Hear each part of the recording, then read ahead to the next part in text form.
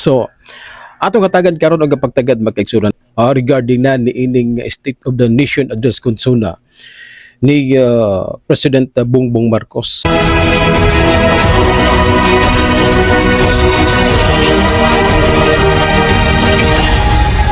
Ubay-ubay ang mga nadismaya may gala, ilabi na ang mga kadagkuan sa CBCP gumikan kay wala dito may isguti atol kini sa State of the Nation address sa maong presidente regarding na ni ining online na gambling, pag-promote sa online gambling diri na sa atong nasod ilabi na nagkalapad karon ang operasyon sa social media. So wala may isguti dito mga higala. O gagani pa man matud pa sa CBCP may mga higala, dismayado sila.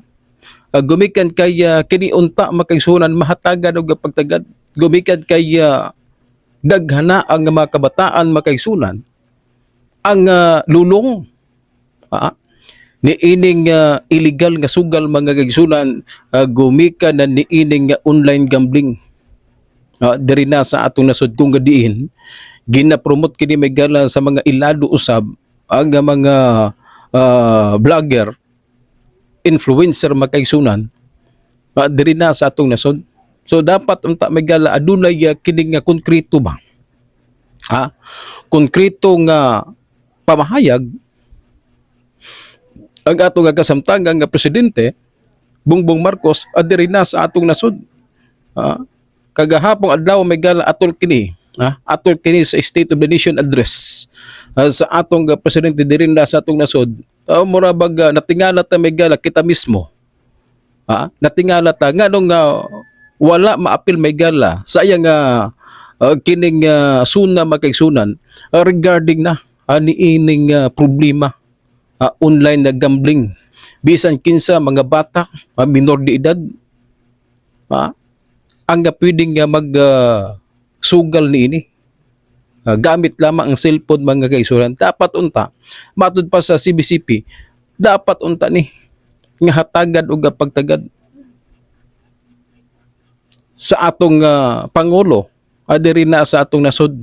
Muni ang gikadismaya sa atong kaparian may gala sa CBCP gani daghan ang mga amilantaw may gala atol kini dito na sa may batasang pambansa mga kaigsunan, dito na sa may kaluhan. Grabing pamakpak mga kaigsunan, grabing pamakpak mga igal sa mga congressman nga kaalyado may gala ni Speaker Martin Romualdez. Ilabi na katong pag-ingon mga igala nga pagbatikos atong kasamtangan nga presidente diri na sa atong nasod. Matod baliging nga mahiya naman kayo. Maulaw pod mo kung sa Bisaya pa.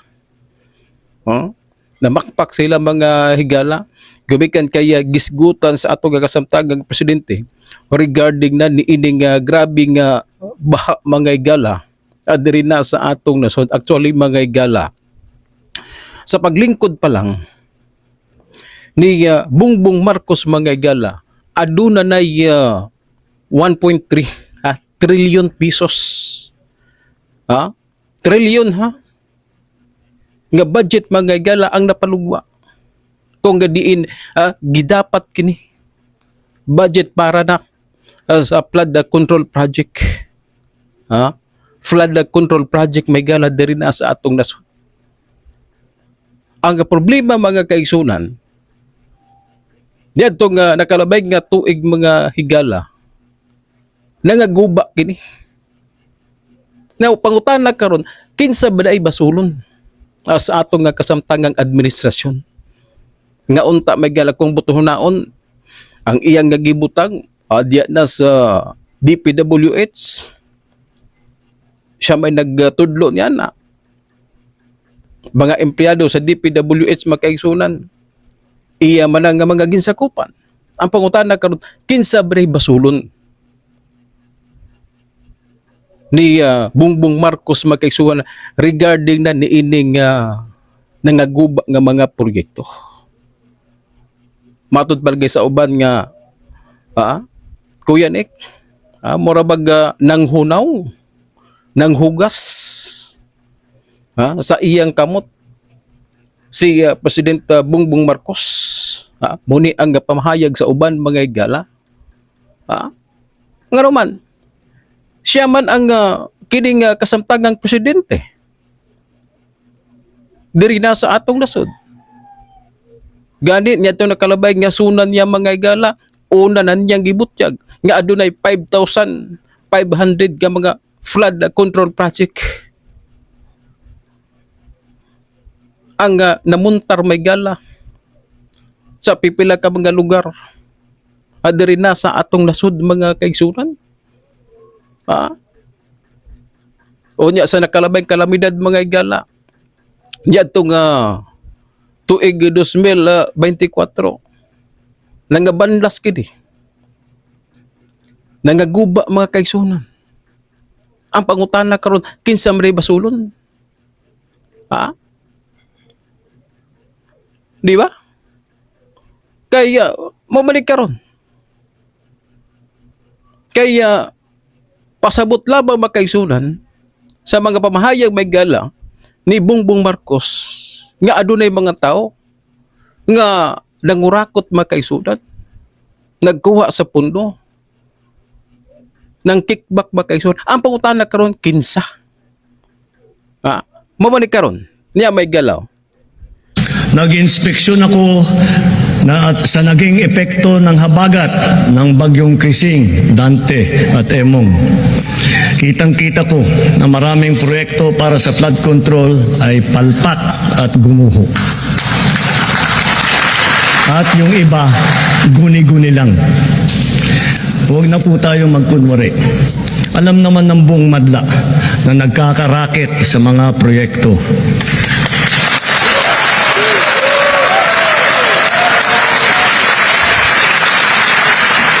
Mga kickback, mga initiative, errata, SOP, for the boys.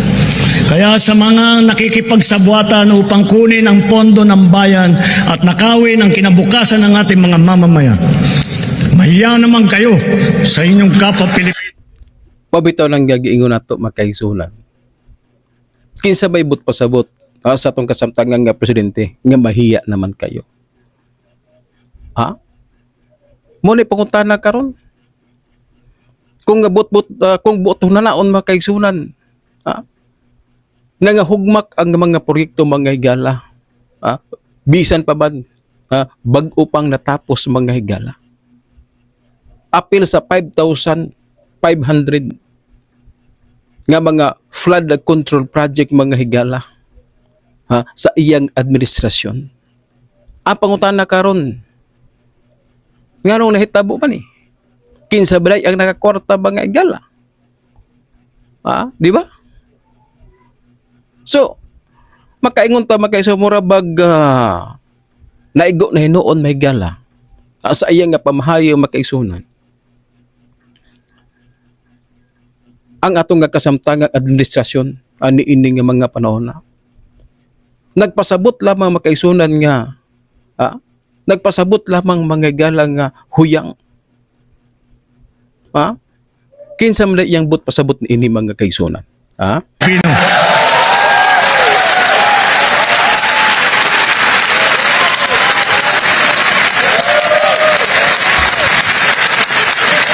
Mahiya naman kayo sa mga kabahayan nating naanod o nalubog sa mga pagbaha.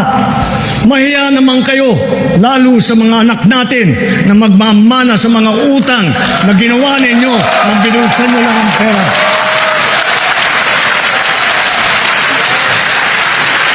Muna gingon magagsunan nga lisod kay hunaon ba?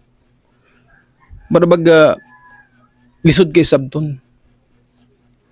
Kinsa man ay buot pasabot. Kinsa man ay gibasol sa atong kasamtangan nga presidente. Huna-hunahon baya nato makaigsunan. Ang nag-implementar ni ana nga mga flood control project mao ang DPWH. Mo gina nag-implementar. Di ba? Mo nag-implementar may gala sa maong nga mga proyekto, flood control project. Na pangutana karon, kinsa man ang nagbutang ni ana? Kinsa man ang nga sekretary niya? Nga mao'y nangulo sa DPWH makaigsunan sa iyang administrasyon. Ha? Kinsa man nagbutang ni ana? Walay lain si BBM mga higala. Ang pangutana karon mga kaigsunan, kinsa ba kaha ang nakasapi ni ining nasampit nga mga proyekto mga higala? Ha? Nganong nangaguba mga kaigsunan? Bot pasabot may gala nangaguba ang maong nga proyekto gumikan kay dili maayo. Dili maayo ang mga materialis niini. Nga matod pa sa uban mga kaigsunan, ang espiso naa sa bulsa. Ang lapsaw may gala gidapat sa maong nga proyekto mo po ni panglantaw sa uban. Mao man ni mga higala nga dapat susihon sa atong nga kasamtangan nga presidente. Kay kung manghunaw ang atong nga kasamtangan presidente may gala niining kahimtang karon sa mga proyekto, makaingon ta mga gala nga minus yun. Hunahunaon nimo may gala sukad nga milingkod ang atong kasamtangang administrasyon 1.3 trillion pesos nga mga flood control project mga gala. Kato mga flood control project may gala sa Luzon, niadto nakalabayng tuig, nangagusbat man to. Nangaguba mga kaigsunan. Gumikan kaya nakita dito mga igala nga dili pulido. Mga substandard nga mga materialis may gala ang gidapat. Sa mao nga mga project may gala bisan pa man nga bilyon-bilyon ang kantidad na niini. Di ba? Matod balagi sa uban may gala nga murabag nang hunaw ang atong nga kasamtangan nga presidente diri na sa atong nasud. Niini nga mga panahon di ba? Atong ipadayon magkaigsunan.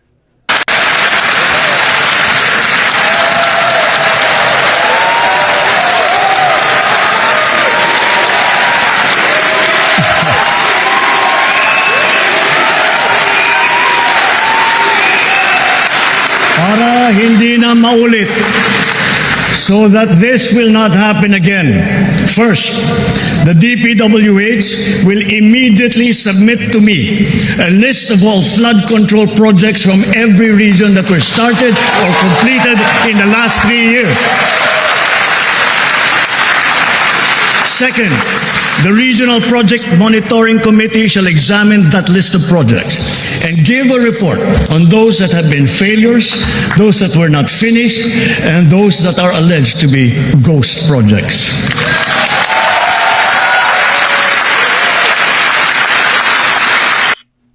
Okay. So, mutno mga igala sa portion mga igala regarding na sa gihisgutan makaigsunan sa atong kasamtangan nga presidente diri na sa atong nasod mga higala.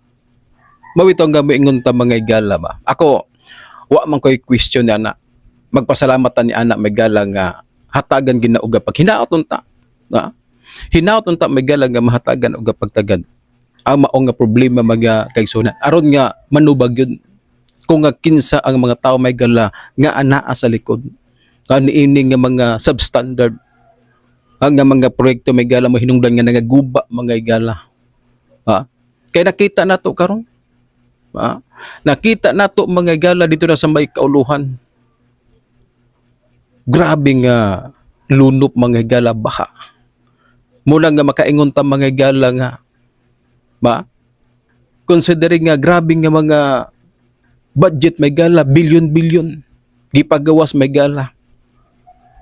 Sa atong panggobyerno diri na sa atong nasod mga kaigsunan aron nga ipang himo igahin may mga kaigsunan sa drainage system, flood control project, pero nakita man nato mula gingon makaigsunan habang tumatagal lalong lumala ang sitwasyon.